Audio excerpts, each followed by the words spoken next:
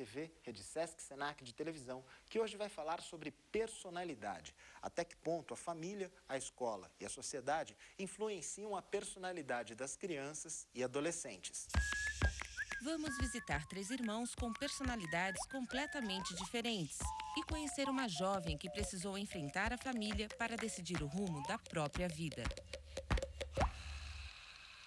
E hoje no estúdio estamos recebendo o psicólogo Antônio Carlos Amador Pereira, professor de Psicologia do Desenvolvimento da PUC de São Paulo. Bem-vindo, professor. É um prazer estar aqui com vocês. Professor, qual a definição de personalidade? Personalidade é um conceito que nós usamos em psicologia para definir o conjunto de características, de traços de temperamento de uma pessoa. Né? Tudo isso em volta de uma noção que nós todos vivenciamos, que é o eu. Né? Então, a personalidade se desenvolve, ela muda ao longo do período de vida da pessoa, desde o berço, a gente pode dizer, até o túmulo. Bom, agora nós vamos conhecer uma família que sabe lidar com as diferenças de personalidade dos filhos. São 3 crianças, 3 irmãos, 3 personalidades diferentes. E a mãe sabe disso. Para ela, o caçula... O Paulo é agitado, o Paulo é do lado de fora, ele gosta de explorar os ambientes. Já a Dora, filha do meio. É brava quando vem um pedido... Alguém quer mandar impor alguma coisa para ela. Quanto ao Tonico, mais velho... O Tonico já é mais tímido, sensível, super querido, cheio de amigos. As crianças também sabem definir a seu modo o jeito de cada um. Tonico é bravo. Ele não deixa subir na cama dele, não deixa brincar de nada. A Dora, ela é legal, mas quando ela tá com os amigos, ela fica chata. Paulo, ele gosta de encher bastante. Essa diversidade não tira o sono da Cecília. Ela acredita que a educação ajuda a moldar a personalidade dos filhos e dá um exemplo. Se é uma criança mais agressiva, por exemplo, mais agitada, você tem que valorizar atividades que ele gaste, que ponha para fora. É exatamente isso que ela faz com o Paulo. Então você tem que propiciar isso para ele, porque senão ele vai canalizar essa energia dele de uma outra forma que pode, às vezes, não ser boa. Outra coisa que a Cecília faz questão é de colocar valores que norteiem a visão de mundo dos filhos. E o principal deles é o respeito. Acho que respeito com o ser humano, com a vida, com o meio ambiente. Parece que as crianças estão aprendendo a lição. A gente não pode falar palavrão. Tem que obedecer a professora, prestar atenção na aula. Mas será que não é a personalidade do indivíduo que determina o modo como ele processa as informações que vêm da família? Pelo sim, pelo não, a Cecília prefere ser figura recorrente no inconsciente dos filhos. Espero que lembrem de mamãe e papai falando, aquele sininho batendo. Opa, aqui eu não posso pisar, é perigoso, dá um passinho para trás.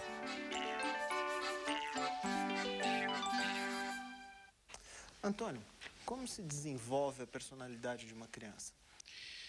Bom, a personalidade da criança, ela se desenvolve ao longo, desde os primeiros dias do nascimento, né, ao longo de toda a sua vida.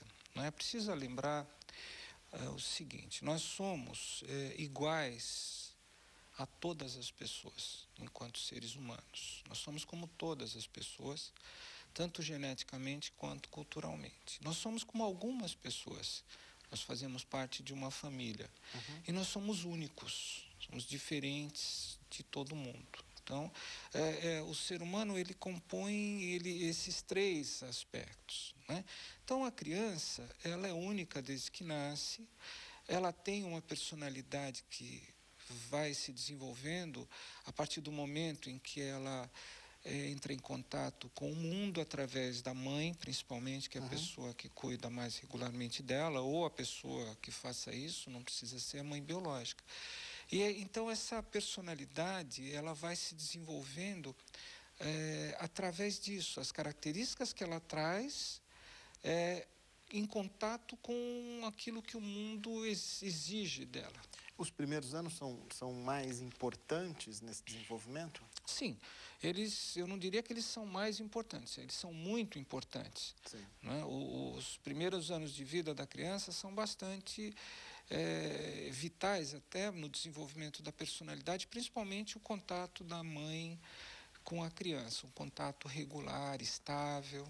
E os pais que sabem dar limites para as crianças, que fazem isso de uma maneira moderada, eles ajudam na construção dessa personalidade? Isso é importante? Bom, isso acontece um pouco mais tarde, né? Lá, quando a criança já, por volta dos 3, 4, 5 anos, né, na idade pré-escolar, já uma época em que é importante os pais colocarem limites. O problema dos limites é o seguinte, toda criança, assim como todo adolescente também, ou toda pessoa, tem necessidade de limites. O mundo põe limites. O problema na educação é a maneira como os pais fazem isso. Né? Então, há maneiras diferentes. Né? Há pais que põem limites de maneira muito rígida, muito hostil, muito autoritária e, portanto, causam uma série de problemas para a criança. Pode ser prejudicial. O pai que é violento, que bate, ele está... O pai que é violento, bate, de fato não é bom, não é positivo, é prejudicial. Agora, mesmo aquele que não bate, né, a criança precisa de afeto regular, precisa de carinho. Então, se um pai é hostil, áspero, o tempo todo, constantemente autoritário e agressivo, isso também não é interessante. Você acaba criando até crianças também autoritárias, agressivas. Por outro lado, o pai bonzinho, né, aquele que é caloroso, dá afeto, mas não põe limites, também não é bom. A criança cresce sem limites e o mundo não trata bem quem é educado dessa maneira. Então, qual seria o ideal? Seria aquilo que a gente chama de pais competentes, que eles têm autoridade como educadores, mas não são autoritários. Eles sabem colocar o limite de maneira democrática, explicando o porquê dos limites sempre, né, sendo firmes e colocando limites com regularidade. A regularidade é importante na educação sempre. A criança que é educada dentro de um ambiente que tem regularidade afetiva, de limites, ela sabe o que esperar. Agora, como lidar os pais, manter essa regularidade, às vezes, com mais de um filho e com filhos de personalidades diferentes? Sim, essa é uma dificuldade para os pais, mas os pais intuitivamente, eles percebem isso, né? A mãe consegue perceber intuitivamente que um filho é diferente do outro, às vezes desde o momento em que ela está amamentando, né? O jeito dele chegar no peito é diferente do outro, então ela já nota que ali é uma pessoazinha que tem características muito próprias, né? Então, o que é importante é respeitar isso. Respeitar as individualidades diferentes. Cada um reforçar traços positivos é bom também? Sim, é bom, né? Mas é bom dar espaço também para o filho ser ele mesmo, né? Dentro, é lógico, de determinados limites, né? Respeitar a individualidade, reforçar os traços positivos, as características positivas de todos, né? Mas isso pode ser feito a partir do reconhecimento, da atenção. A criança precisa que o pai dê atenção. Nem que seja meia hora por dia, todos os dias, isso é importante. Né? Às vezes a gente fala de pais ausentes, mas às vezes o pai que mora com o filho, mas passa o tempo todo lendo jornal, vendo televisão e não tem nenhum minuto de atenção para o seu filho, é mais ausente do que um que não mora em casa, que está fora. Né? A criança precisa disso, de uma atenção constante do pai, da mãe. Né? E quem tem muitos filhos pode fazer isso, distribuir um pouco. Um pouco, né? para cada. Para cada. Pausa para o intervalo. Daqui a pouco voltamos para falar de personalidade. Hoje falando sobre personalidade. Agora vamos visitar uma jovem que abandonou o caminho traçado pelos pais para ir atrás do próprio sonho. A estante da Carolina é recheada, afinal ela adora ler, mas tem uns livros que foram praticamente escondidos pela moça. Os livros que eu usei na faculdade, né, de Direito, e acho que já faz uns bons 3 anos que eu não mexo neles. Pois é, na época do vestibular, a Carolina queria tentar jornalismo ou letras, mas por influência do pai, acabou escolhendo direito. Eu me lembro ainda da cara dele olhando pra mim e falando assim: isso é tudo besteira, é tudo perfumaria. Isso daí não serve pra nada, você vai ficar morrendo de fome, a não ser que você case com um marido que vai te sustentar. No fim, a balança pendeu para a família. A Carolina fez a faculdade, se tornou advogada, mas, surpresa, decidiu largar tudo e voltou a estudar para entrar em letras. Eu até diria que não foi uma decisão corajosa, porque eu pensei tanto, me esgotei tanto para tomar essa decisão. Foi difícil para ela e para a mãe também. A Marisa até guarda algumas recordações ruins da época em que a Carolina tomou a decisão. Nessa fase ela estava em questionamento, talvez assim até meio agressiva comigo por pensar que ela não estava fazendo aquilo que eu queria e eu não percebesse, que ela me magoou muitas vezes por conta disso. O problema é que a Carolina se via acuada por não ter o apoio da família. Pai, mãe e parentes, ninguém se conforma, ninguém acha certo o que eu fiz. Ressentimentos à parte, hoje mãe e filha tentam rever as diferenças. A Marisa teme o futuro. Se ela encontrar barreiras, ela tem que assumir essas consequências e ter maturidade. Ela precisa agora de maturidade para enfrentar esse rompimento. Mas a Carolina sente que está no caminho certo. Durante alguns anos eu me esqueci que eu era eu, mas agora eu voltei. Será que a personalidade da Carolina tem a ver com tudo isso? Não importa. Para ela, o que vale agora é afinar os relacionamentos em casa e seguir em frente, em busca da própria vida. Antônio, na adolescência ocorre uma desorganização da personalidade? Sim, ocorre na adolescência algo que nós chamamos de um processo de construção da identidade do adolescente. Quer dizer, como, falando brevemente, o indivíduo quando entra na puberdade, o corpo se transforma, muda e ao mesmo tempo as pessoas passam a vê-lo de um jeito diferente. Num primeiro momento, ele passa a se perguntar quem ele é. Né? Por quê? Porque ele não tem mais aquele corpo de criança, os pais agora o tratam diferentemente. Então, se inicia todo um processo que também desemboca numa outra pergunta por parte do adolescente, que é que tipo de pessoa eu sou. Não é só quem eu sou, certo, mas que tipo de pessoa eu quero ser. E aí entra a questão da inserção dele no mundo, né? E no caso da nossa sociedade, que tipo de ocupação, que valores ele vai ter, como ele vai se comportar, tudo isso ele tem que definir nessa época. O grupo de amigos, nessa hora, influencia a formação da personalidade? Só no início da adolescência, o grupo é importante, o grupo de pares, né? No começo, os jovenzinhos, né? Onde é muito importante o que o grupo faz, eles se vestem da mesma maneira, né? As meninas ligam umas para as outras quando vão à festa, vão todas com a mesma calça, com a mesma saia, comprada na mesma loja. Mas na medida em que o adolescente vai crescendo, né? Aí por volta dos 15, 16 anos você já vê muito isso, eles começam a se diferenciar. O grupo é importante, mas não é tão tirano assim, porque há uma certa tirania do grupo no começo da adolescência, você não pode ser diferente do grupo, mas ele vai se diferenciando, e é aí quando ele começa a buscar um sentido de identidade, a definir qual vai ser seu lugar nesse mundo que ele vive. E como os pais devem agir nesse momento?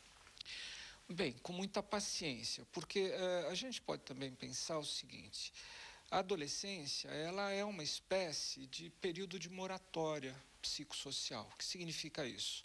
Uma moratória é um período que você dá para uma pessoa pagar uma dívida, um período de tolerância. Qual é a tolerância que a sociedade e a família pode dar ao jovem?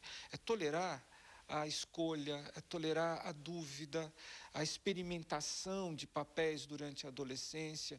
Então, isso, num certo sentido, as pessoas já fazem, os adolescentes ficam, né, isso é coisa de jovem. Hoje ela quer ser atriz, amanhã quer ser psicóloga, depois advogada, muda, mas isso é coisa de jovens. Se uma pessoa de 28 anos se comportar assim, vai ser taxada de uma pessoa com séria instabilidade emocional. Mas no jovem isso é tolerado, porque exatamente ele vive esse período de moratória que nós estamos falando. Mas aí a gente viu, por exemplo, na reportagem, a Carolina, nessa fase de escolha profissional, sim, ela seguiu a opinião dos pais, seguiu a ideia do pai, no caso até que ela disse.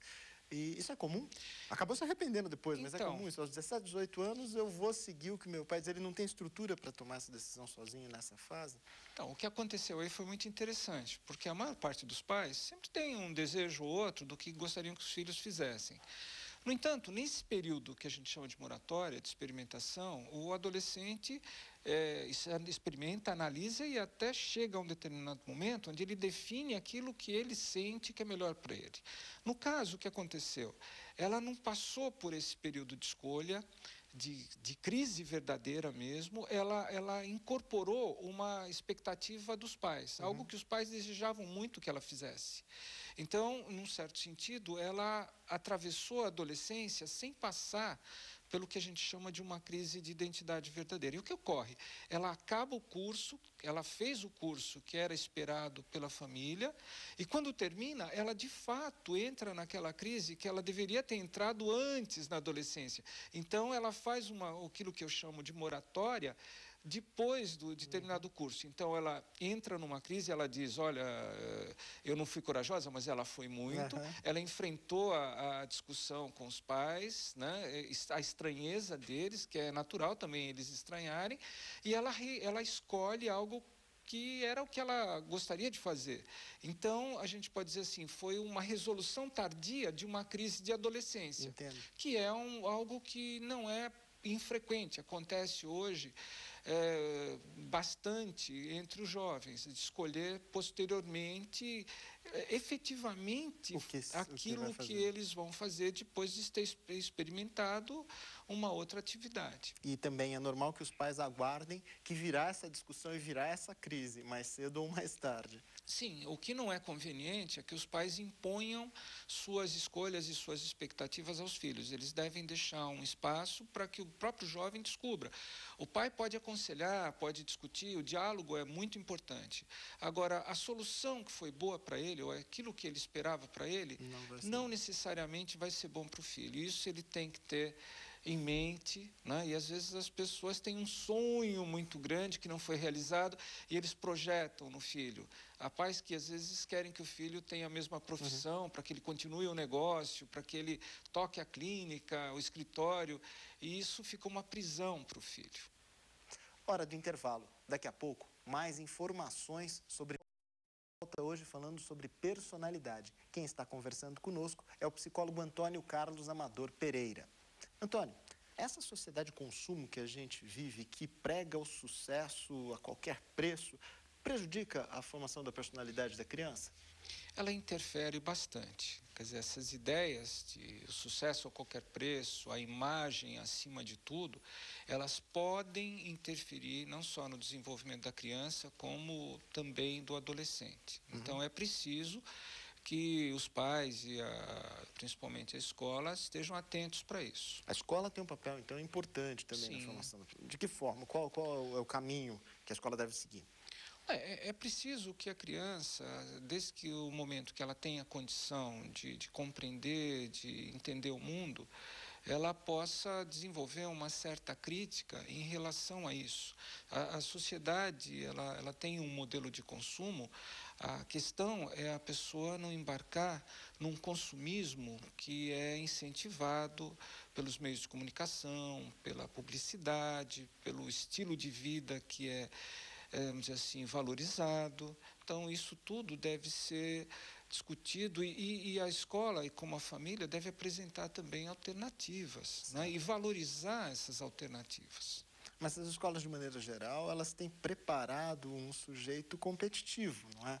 Pelo menos boa parte delas. Isso também interfere? Interfere. Não só as escolas, como muitos pais também têm aquele modelo de que para o filho sobreviver ele tem que ser competitivo. O problema não é ser competitivo ou não, é ser só competitivo. Né? Um grau de competitividade talvez até seja importante para que uma pessoa sobreviva numa sociedade como essa. Agora, não competir a qualquer preço. Né? Cooperar também é importante. Isso, trabalhar em equipe também é importante. Então, isso tudo pode ser mostrado à criança, não só com palavras, mas com exemplos, com atividades programadas, no caso da escola, isso, a escola tem um papel muito importante. Eu vou dar um exemplo dessa questão.